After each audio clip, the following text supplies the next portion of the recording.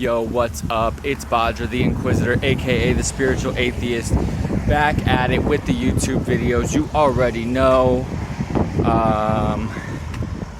I just kind of wanted to make a video because I wanted to talk about the mind. I noticed that Twitch and YouTube, there's like a decent amount of philosophy, but not a lot of philosophy of mind. And I mean, I'm not going to say I'm surprised by that. That's not weird. That's pretty normal, because philosophy of mind is like you're less studying something from the outside. You're really like studying yourself from within and what the self is and what the universe is and how you play a part in the universe and all this stuff. And so, I mean, it becomes more of like a study or a science, less of a study or a science, and it becomes more of like it's becoming a hippie and meditating. And then you're like, what happened? I was trying to study a cool thing, a philosophy thing, but it's actually philosophy of mind, and you ended up just becoming a monk. Well, I mean, that can be okay, so don't worry about that. But anyway, the thing I wanted to say about it was that I mean, essentially there's a flow of consciousness. There's like a flow of thoughts that come, that is just kind of running all the time, 24/7.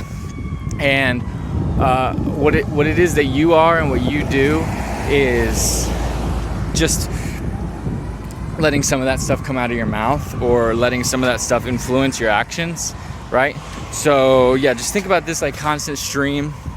There's thoughts and you know, emotions, feelings and stuff that are constantly just streaming there all the time.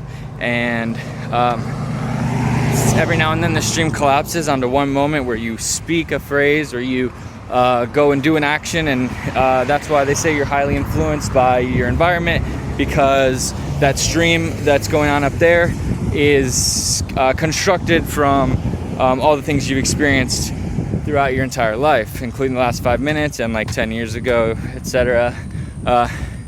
So yeah, what you can do is you recognize that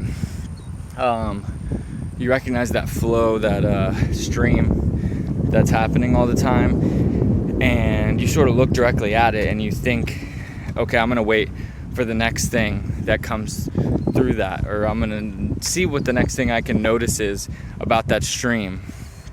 And then you'll notice it, and then it'll occur to you to utter that phrase or to take that action, the exact one that you noticed. And then you're kind of sitting there like, oh wow, so there's like an order in which these things happen, right?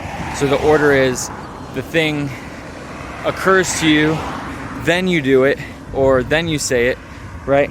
In that order. And then it could occur to you again. It could dawn on you, oh, well, in that case, then what if I just notice the stream of thoughts and emotions and all that, and just notice it, right? So we're just noticing now. Noticing and not speaking or acting. And so once you get to that point, I mean, you're meditating.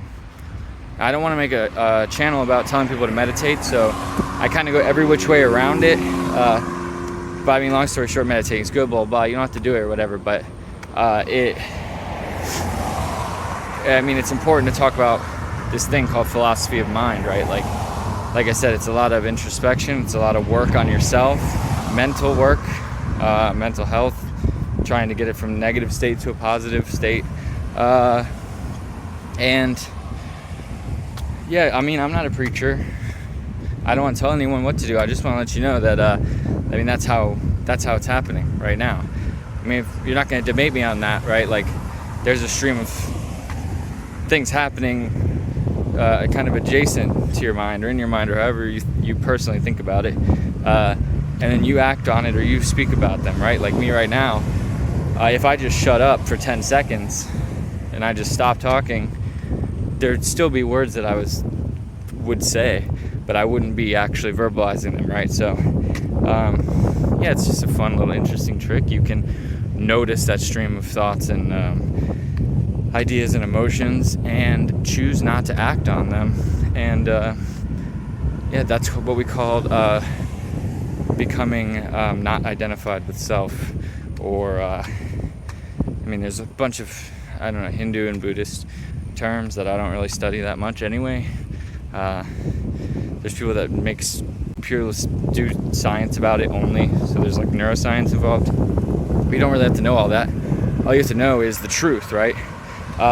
In The Matrix, there's a scene where this child is holding a spoon. You might recognize it from the first movie. They say they're bending it, or it appears they're bending it, and Neo's like thinking about how he's gonna bend it, whatever. And the child, they say, don't try and bend the spoon, that's impossible. Instead, just try and realize the truth. And then Neo says, the truth? You know, best actor of the year. And she goes, that there is no spoon, and blah, blah, blah, but you'll realize that it's not the spoon that's bending, it's yourself, and all this stuff. The point of all that, though, is the reason people use mantras and the reason people meditate is so they can go back. People, even this is pervasive through religion and whatnot, you know.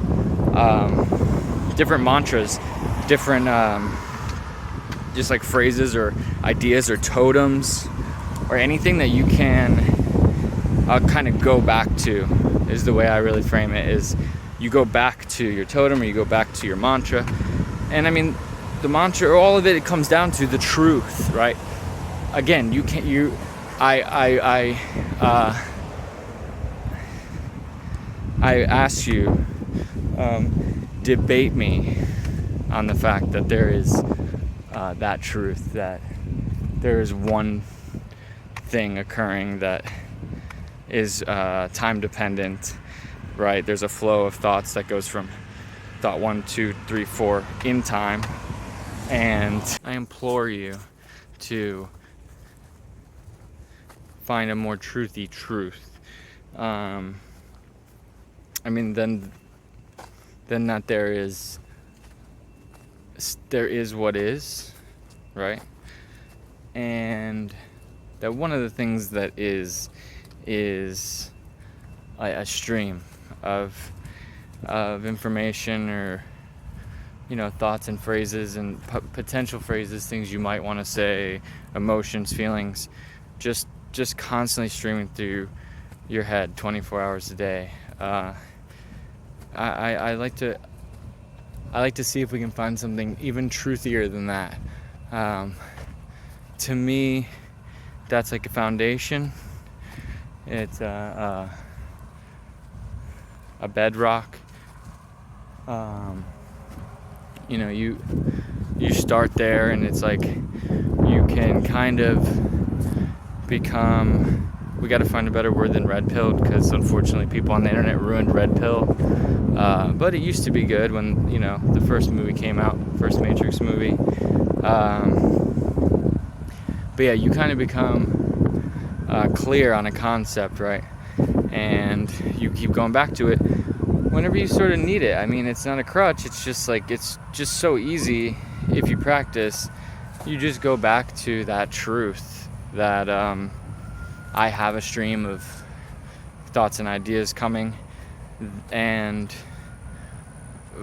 anything in my life that I do, positive or negative, is reacting to that stream, right?